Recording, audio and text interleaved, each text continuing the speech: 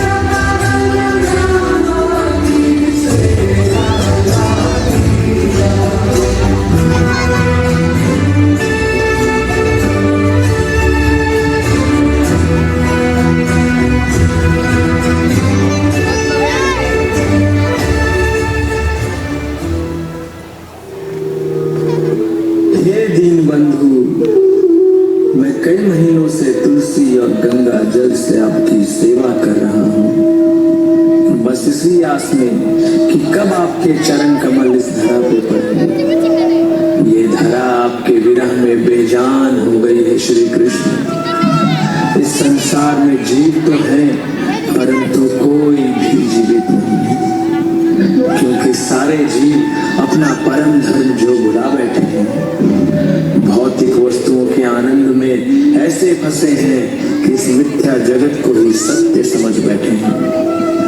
भौतिक वस्तुओं को भोग ये पुनः अपने जन्म मृत्यु के चक्र का द्वार खोल रहे हैं। मुझसे इनकी ये दशा नहीं देखी जाती प्रभु। ये सारे जीव आपकी संतानें ही तो हैं।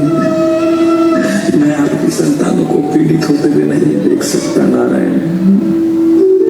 हे वासुदेव, हे पतित पावन, इनकी रक्षा कीजिए प्रभु, इनकी रक्षा कीजिए। आपको आना होगा नारायण, आपको आना होगा, आपको आना होगा नारायण, आपको आना होगा।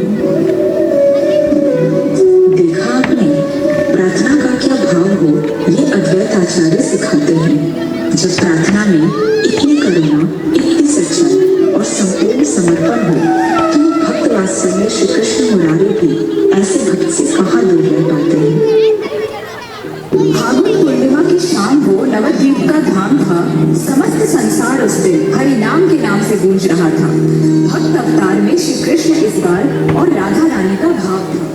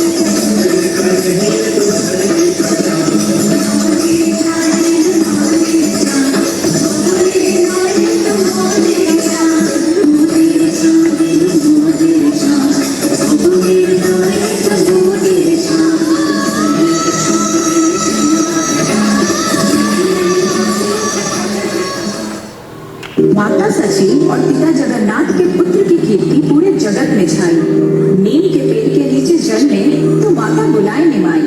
बचपन से ही प्रचार के कार्य में लग गए वो सभी को हरि बोल की धुन पे नचाने लग गए।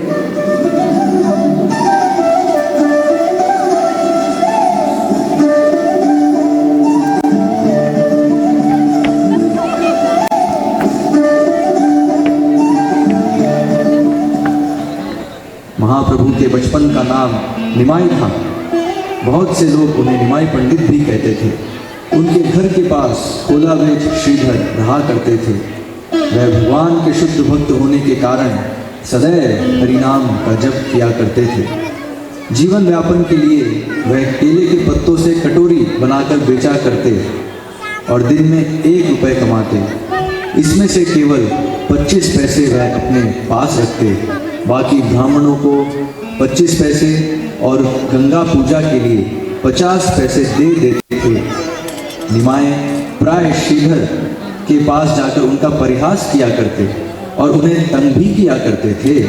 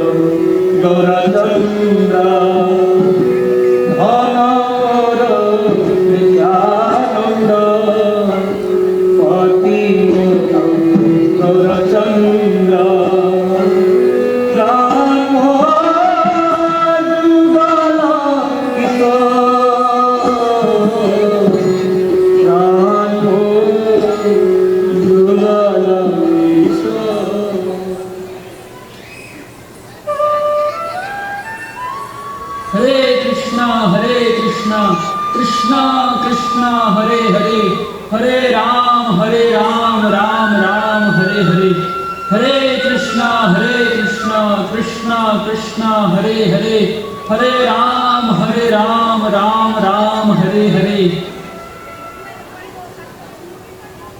अरे निमाई, आओ बैठो। आज इस केले के पत्तों का मूल्य क्या है श्रीधर? मात्र 8 कौड़ी। क्या इतना महंगा? मैं तो तुम्हें इसका आधा मूल्य गिना दूं। तुम तो लोगों को लूट रहे हो। नहीं निमाई, आप यहाँ किसी से भी पूछ लीजिए। सामान्यतः केलों के पत्तों का मूल्य यही है। अगर आपको इससे कम मूल्य में पत्ते मिल जाए तो आप वहाँ से ले लीजिए। चलो छोड़ो, मेरे एक प्रश्न का उत्तर दो। हाँ पूछिए। तुम हमेशा हरि का नाम जपते रहते हो ना? हाँ, भगवान हरि का नाम मेरे जीवन को सबसे सुखदायक और आनंद प्रदान करने वाला है। तुम तो उस लक्ष्मीपति की सेवा करते हो। वह तुम्हारे लिए क्या करते हैं? बताओ।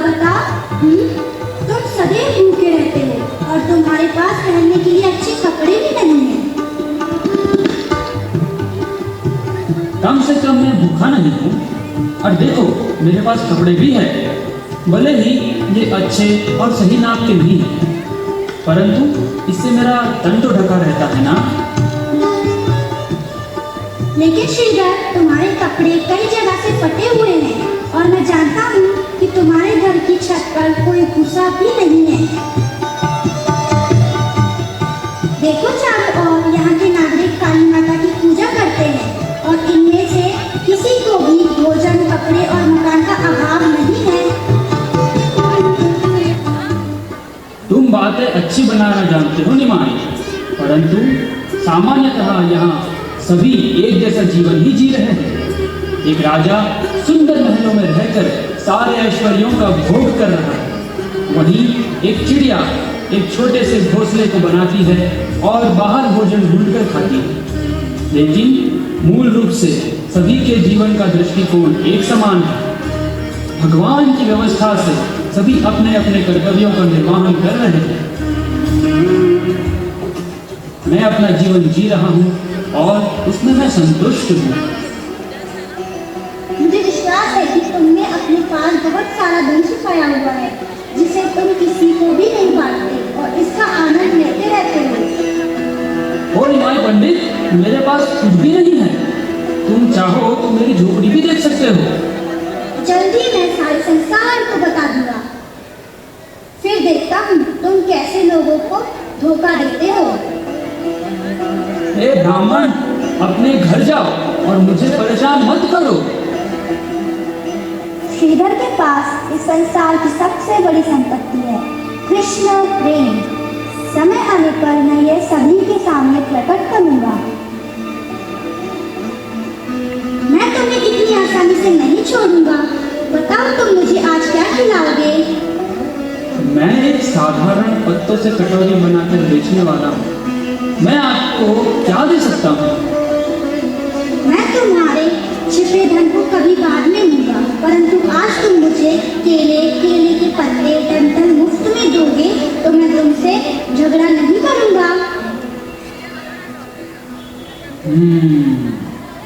ये ब्राह्मण तो बहुत तेज है। मुझे डर है कि किसी दिन वे मुझे मार भी सकता है, और अगर वो मुझे मारता भी है तो मैं क्या कर पाऊंगा? साथ ही साथ मैं इन्हें कुछ भी नहीं दे सकता जो ये हर दिन चाहते हैं। परंतु ये कोई साधारण ब्राह्मण बालक नहीं है, ये तो साक्षात पूर्ण पुरुषोत्तम भगवान है। अगर ये मुझसे कुछ जबरदस्ती या छल से लेना भी चाहते हैं तो ये ले सकते हैं। ये तो मेरा सौभाग्य है कि मेरी गरीब परिस्थिति के बाद भी ये मुझसे कुछ मांग रहे हैं, तो मैं इन्हें प्रतिदिन दूंगा। हे प्रिय ब्राह्मण, आपको इसके लिए कोई भी धन देने की आवश्यकता नहीं है। आप जो ले जाना चाहते हैं वो ले सकते हैं। ये केले के डंठल और कुछ सब्जियों को भी ले जाइए, और कृपया मुझसे लड़ाई मत कीजिए। यह एक अच्छा समझौता है। अब से कोई लड़ाई झगड़ा नहीं होगा, परंतु मुझे प्रतिदिन जो केले, मूली और पत्ते देंगे वे अच्छे होने चाहिए। अगर आप इसी तरह हर दिन पत्तों को मुफ्त में ले जाओगे तो मैं गंगा माई की पूजा कैसे करूंगा? हा। गंगा? तुम्हें गंगा माता की पूजा करने की कोई आवश्यकता नहीं है। निमाई पंडित, तुम ये ऐसा कैसे बोल सकते हो? तुम्हें डर नहीं लगता? देखो, तुम मेरी पूजा करो, मैं सबका स्वामी हूँ। सारी भौतिक और आध्यात्मिक वस्तुओं का उद्गम मुझसे हुआ है। स्वयं गंगा का उद्गम भी मेरे चरणों से हुआ है। इसीलिए तुम मेरी पूजा करो श्रीधर, तुम मेरी पूजा करो।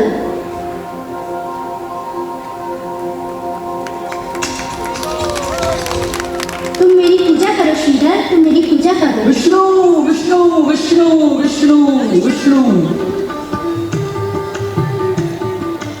निमाई हमेशा अपने घर पर श्रीधर के पत्ते तथा दोने में भी भोग ग्रहण करते थे, और श्रीधर की दी गई सब्जियां और केले उत्सुकतापूर्ण ग्रहण करते थे।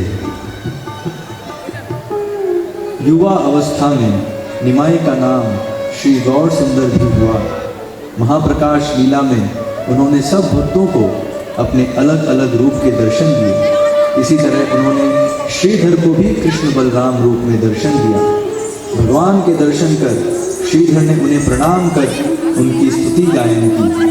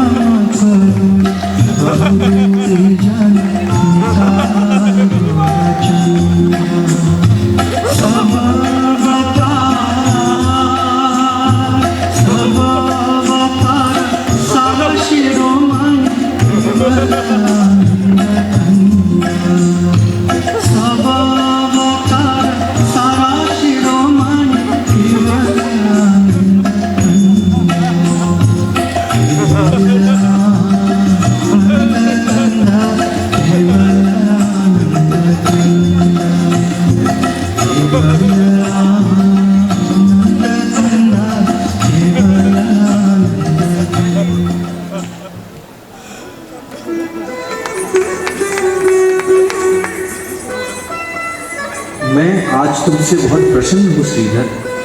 बताओ तुम्हारी क्या इच्छा है, मैं उसे अवश्य पूर्ण करूँगा। नहीं प्रभु, मुझ जैसे पतित को अपने दर्शन दिए वही बहुत है। नहीं श्रीधर, तुम निडर होकर कहो क्या चाहते हो।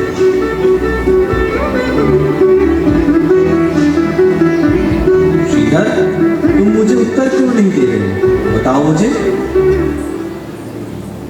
वो ब्राह्मण रोज मेरे पास केले के पत्ते चुराने के लिए आए। मेरा मन सदैव उस ब्राह्मण के चरणों में लगा रहे जो मुझसे विवाद करता और परेशान करता है। यही मेरी इच्छा है प्रभु, यही मेरी इच्छा है।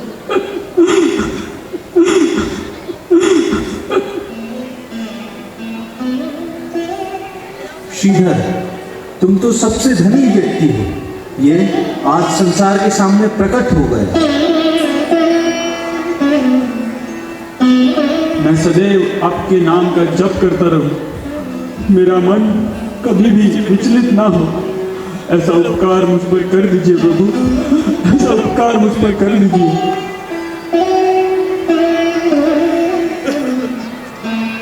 हे श्रीधर, तुम मेरे वास्तविक सेवक हो, इसलिए मैंने तुम्हारे सामने अपने ऐश्वर्यों को प्रकट किया, लेकिन तुम्हारा ध्यान तनिक भी मेरी भक्ति से नहीं हटा। इसीलिए मैं तुम्हें शुद्ध भक्ति प्रदान करता हूँ।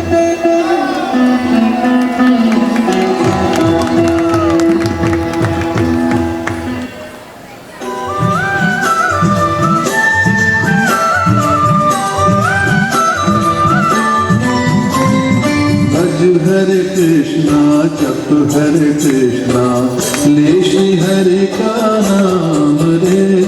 भज हरे कृष्णा जप हरे कृष्णा ले श्री हरि का नाम रे।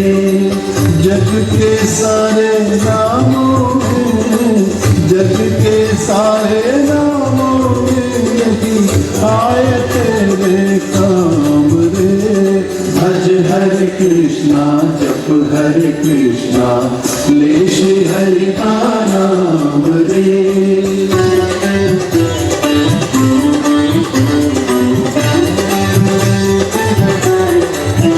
हरे कृष्णा कृष्ण कृष्ण हरे हरे, हरे राम राम राम हरे हरे। हरि बोल। भज हरे कृष्णा जप हरे कृष्णा ले श्री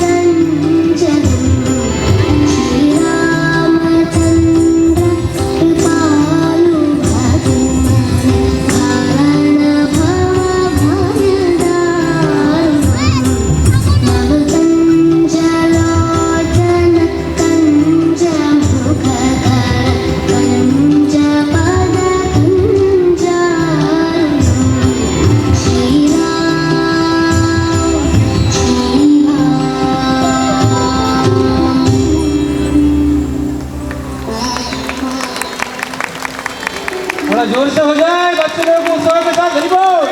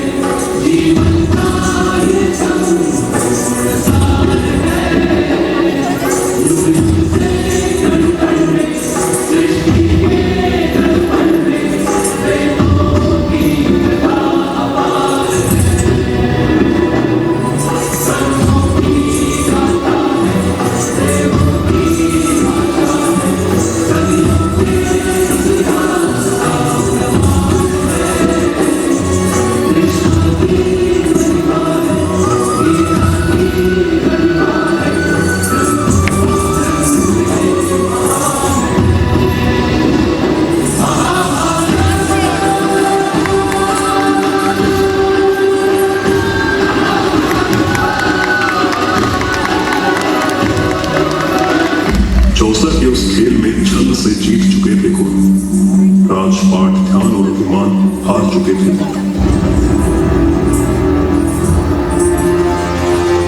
बोलो, अब आखिरी दांव खेलोगे? अब दांव पर लगाने के लिए कुछ भी नहीं है हमारे पास। अरे युधिष्ठिर, अभी तो दुनिया की सबसे मूल्यवान वस्तु बची हुई है तुम्हारे पास, पांचाली।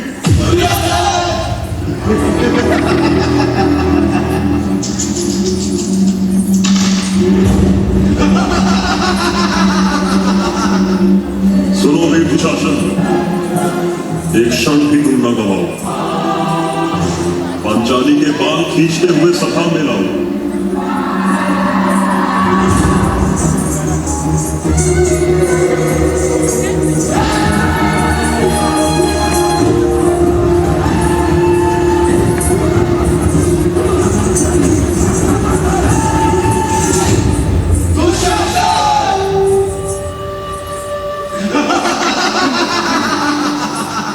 जरा मुख तो दिखाओ पांचाली, हम भी तो देखें तुम्हारे चेहरे से अहंकार उतरा कि नहीं।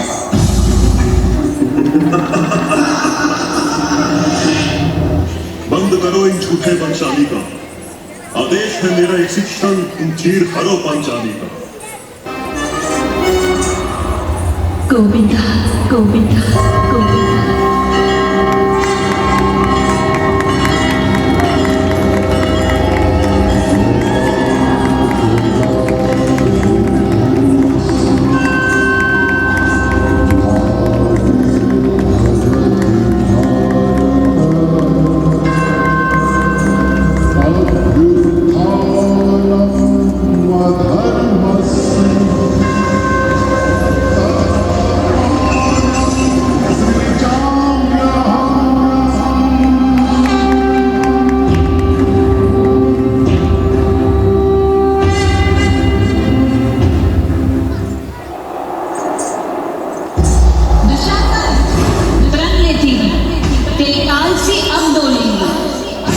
तेरी छाती के रक्त से अपने बालों को धोऊंगी।